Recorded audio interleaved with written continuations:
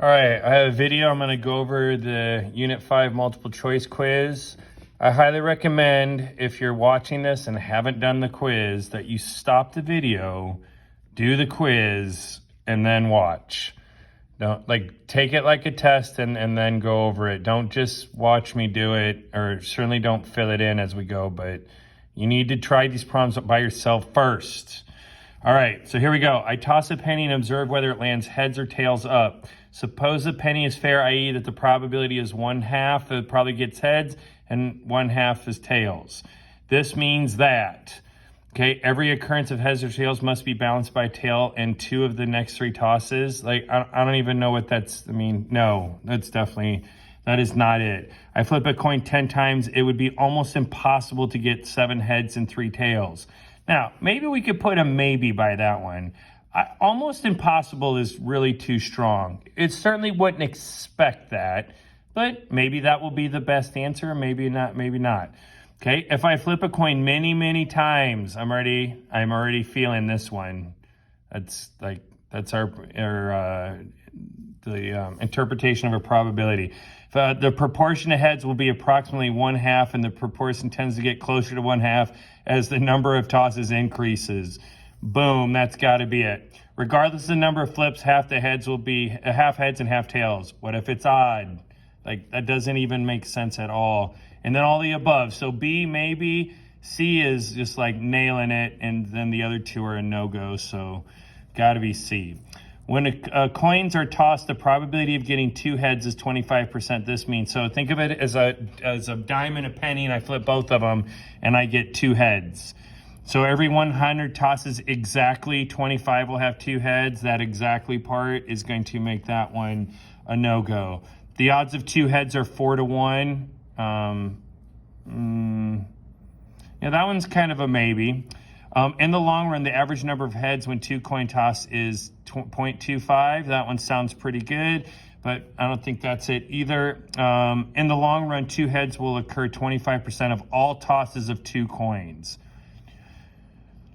Oh, the average number. Yeah, it's not the average number, but 25%, that's the difference. Well, for a second, I was like, why isn't it C? But I didn't read that one carefully. All right, a 10-sided dice has each of the digits from 0 to 9 on one of its faces. Which of the following best describes what it means to say the probability of rolling a 3 is 0.1 or 10%? If you roll a dice 1,000 times, the proportion of 3s will be close to 0.1. That's the law of large numbers, basically, right there. That's probably it. But if you roll a die 10 times, one of the rolls will be 3. It could be 1. It could be 0, or it could be more than 1. If you roll a die 10,000 times, 1,000 will be 3s. Now, that one gets a little iffy too. The problem with that is they're saying it's exactly this many.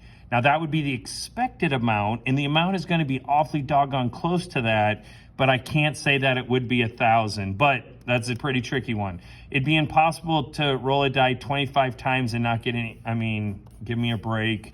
If 2 rolls are 3s, the probability of rolling a 3 on the next one is slightly less than 0.1. No, rolling a dice is a random, independent process. So even if I get 3 10 times in a row, the next one it's still going to be 1/3. All right, this next one's a pretty interesting problem. A basketball player makes 160 out of 200 free throws. We'd estimate that the problem that they make the next free throw to be blank. So even though we could possibly make the argument that 200 is not a large number of them, that is a pretty good sample size. So this player makes 80% of their shots over the course of a long period of time. Then that's going to be the probability that they got 80, but 80% would be correct, but not 80. Remember, each probability has to be between 0 and 1. But 80% based on the results of, we could call it an experiment, but based on the results of this player's shots. And again, 200 is not necessarily a large, it's not like 1,000 or 10,000, but it's a pretty good size number. All right, you were playing a board game with some friends that involves rolling 2 6-sided dice. For 8 consecutive rolls, the sum on the dice is 6. Which of the following is true? Each time you roll a 6, the probability of getting a 6 on the next one goes down. No, rolling the dice is independent of each one. Each time you roll a 6, the probability goes up. That's no for the same reason. One's up, one's down. Sorry, I was off the screen a little bit. You should find another set of a dice. 8. No, that's funny. No. The probability of rolling a 6 on the 9th roll is the same as it was on the 1st. Those are independent. It doesn't matter. You know, we might not think that, but that's the way it goes. All right. This one, you got to read this question carefully. I misread it earlier. I was helping a student with it, and I sound like a complete idiot because I didn't know what I was talking about because I didn't read it carefully. A box has 10 tickets in it, 2 of which are winning tickets. So 2 tickets have a big W on it, and 2 tickets have a big L for lose. We'll just do that way. So there's 8 of these and 2 of these. If you draw, you draw a ticket at random. If it's a winning ticket, you win. If not, you get another chance, but your losing ticket is replaced by a winning ticket.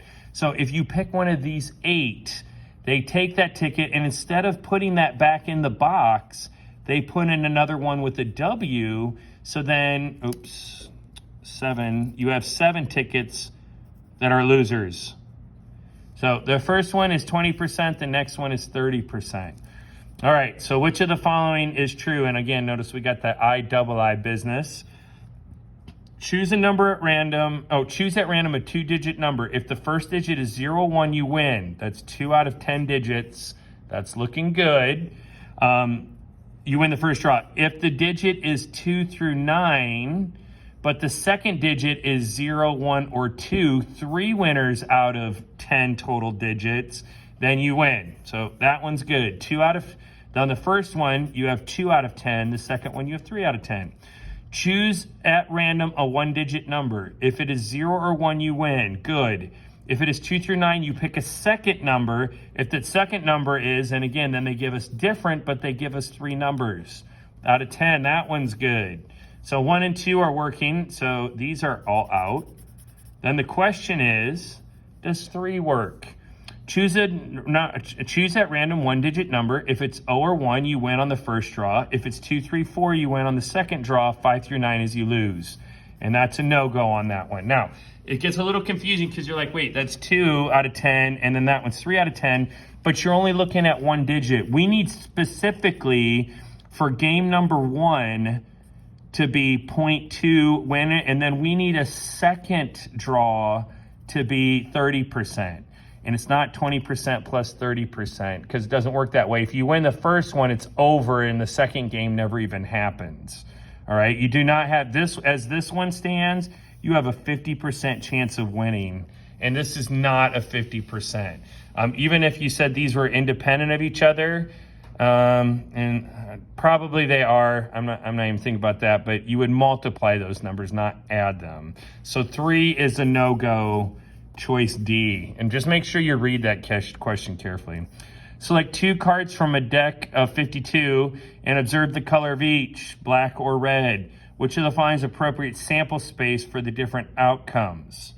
All right, so on this one, we're drawing 2 cards. Now this one, sample space is red or black. Now that's the sample choice for 1 draw.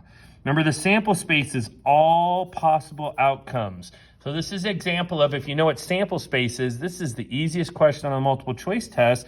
But if you don't, you're not going to get it. So that's not all outcomes. That's the outcome of any 1 draw. But that's a no, which means this one's also a no. 0, 1, and 2. Please tell me you did not put D. If you did, don't tell me about it. Let me live in my little bubble of ignorance that none of my students would possibly do that. All right. Then we got these, which are both by far the longest answers, so that sounds pretty good. So red, red, red, black, black, red, black, black. That sounds good. Where red, red stands for the first card is red and the second one is red. So there's card 1, card 2, and then all the different outcomes. Red, red, red, black, and black, black. The problem with that one is you're forgetting black, red. So this one's thinking you get 2 black, okay, that's red, 2 reds, 2 blacks, or 1 of each. But 1 of each can be red and black or black and red. So B. All right, next one. Students in University X must have one of 4 class ranks: freshman, sophomore, junior, senior. At University X, 35% are freshmen and 30% are sophomores. If a University X student is selected at random, what is the probability that he or she is a junior or senior? So they give us these percentages, but that's freshmen and sophomores. So the probability of junior or senior, and we're not getting into the probability, the A given B stuff or any of that. That means let's do it this way. That means what's the probability that they're not a freshman or a sophomore? And we'll just do, I don't know what I'm doing. All right, so they're telling us that it's 35 and 30, that 65% are freshmen or sophomores. Oh my gosh. Okay, 35% are not that. Because remember, the probability something is not whatever it is 1 minus the probability it is. So choice B, 35%. That one's just a misdirection. They're making you look over here so that you come over here and slap you in the face with the other hand. So just be mindful of that. All right, next. Ignoring twins and other multiple births, assume that babies are born in a hospital are independent random events, with the probability of a baby boy and the probability of a baby girl is both 50%. What is the probability that at least one minus the probability of none? Okay, if you've never seen that before, you need to start paying attention in class because we've gone over that a bunch. Okay, what's the probability that at least one of the next 3 babies is a boy? So I need the probability of none first. The probability of none for 3 births means 3 girls. That's 0.5 raised to the 3rd power, which is 1/8, which is 0.125. You come over here and say, oh, that's 0.1. No, not 0.125. That's the probability of none. The probability of at least one is 1 minus that. Boy, if we had that question on the test and you hadn't watched this video, there are going to be a lot of 0.125s for the answer.